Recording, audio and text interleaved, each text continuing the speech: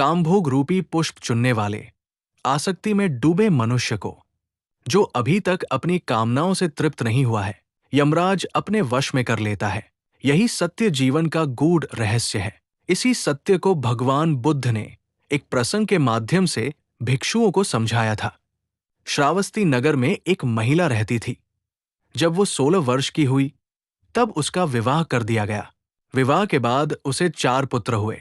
वो अत्यंत श्रद्धालु और सेवा भावना से पूर्ण थी।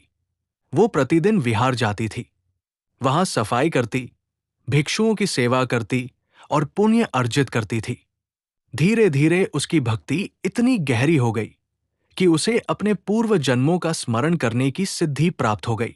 उसे याद आया कि अपने पिछले जन्म में वो तावतिंस स्वर्गलोक में एक देवता मालभारी की पत्नी थी। तावतिंस लोक में उसने अपार सुख और ऐश्वर्य भोगा था, परंतु जब उस लोक के पुण्य क्षीण हुए तो उसे मनुष्य योनि में जन्म लेना पड़ा। उस जीवन की स्मृति उसके मन में गहराई से बस गई थी। धरती पर जन्म लेने के बाद भी वो यही इच्छा रखती रही कि मृत्यु के पश्चात पुनः वही स्वर्गलोक प्राप्त करे। वो चाहती थी कि वो फिर से अपने प्रिय पति मालभारी देव की पत्नी बने। इसलिए वो भिक्षुओं की सेवा में निरंतर लगी रहती थी। वो सोचती थी कि सेवा और पुण्य से ही वो पुनः उसी दिव्य लोक की प्राप्ति कर सकेगी, क्योंकि वो अपने पूर्व पति को बहुत चाहती थी और उसकी आराधना जैसी भावना रखती थी। इसलिए लोगों ने उसका नाम पति पूजिका रख दिया। पति पूजिका का अर्थ होता है पति की पूजा करने वाली। कुछ समय बाद पति पूजिका बीमार पड़ी। रोग बढ़ता गया और एक दिन उसने देह त्याग दी। उसकी मृत्यु के पश्चात उसके पुण्यों के फलस्वरूप वो पुनः तावतिंस स्वर्गलोक में जन्मी। वो अपने पूर्व पति मालभारी देव के पास जा पहुंची। जब वो वहां पहुंची तो उसने देखा कि उसकी अन्य सहेलियां मालभारी की सेवा में लगी हुई है। मालभारी ने उसे देखकर पूछा, हे प्रिय, आज सुबह से तुम कहाँ थी? पति पूजिका ने नम्रता से उत्तर दिया, स्वामी, मैं तो मृत्यु को प्राप्त हो चुकी थी और अब पुनः आपके पास लौट आई हूं। मालभारी ने आश्चर्य से कहा, क्या सच में? तो तुम कहाँ जन्मी थी? वो बोली, धरती पर, श्रावस्ती नगर में मेरा जन्म हुआ था। मालभारी ने पूछा, वहां कितने समय तक रही? पति पूजिका ने कहा, 10 मास मां की कोख में रही, फिर 16 वर्ष की आयु में विवाह हुआ, 4 पुत्रों की माता बनी और धरती पर शरीर त्यागने के बाद पुनः तावतिंस लोक में आकर अब आपके सामने उपस्थित हूं। ये सुनकर मालभारी ने और पूछा, धरती पर मनुष्यों की आयु कितनी होती है? पति पूजिका ने उत्तर दिया, अधिक से अधिक 100 वर्ष तक।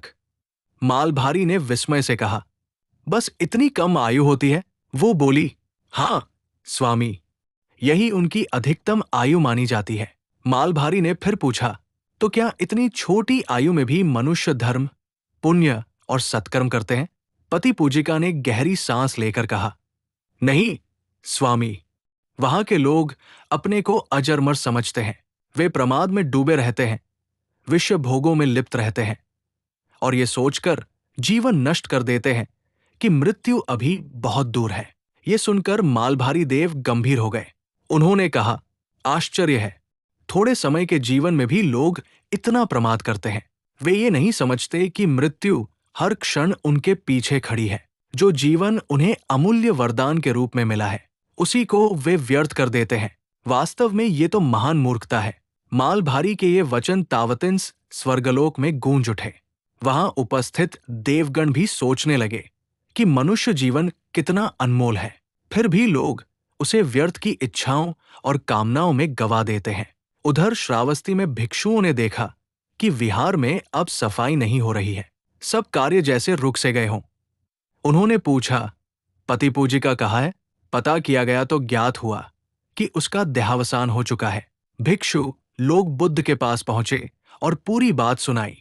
उन्होंने बताया कि पति पूजिका नामक वो स्त्री जो बड़ी सेवाभाव से विहार आती थी, अब नहीं रही। तब शाक्य मुनि बुद्ध ने गंभीर स्वर में कहा, भिक्षुओं, मनुष्य जीवन की अस्थिरता वास्तव में अत्यंत दुखद है। लोग अपने शरीर और सांसारिक वस्तुओं को स्थायी मान लेते हैं। लेकिन जब मृत्यु उन्हें अचानक पकड़ लेती है, तब वे पछताते हैं, रोते हैं और कल्पनाओं में उलझे रह जाते हैं। फिर भगवान बुद्ध ने उन्हें समझाने के लिए ये गाथा कही। कामभोग रूपी पुष्प चुनने वाले, आसक्ति में डूबे मनुष्य को, जो अभी तक कामनाओं से तृप्त नहीं हुआ है, यमराज अपने वश में कर लेता है।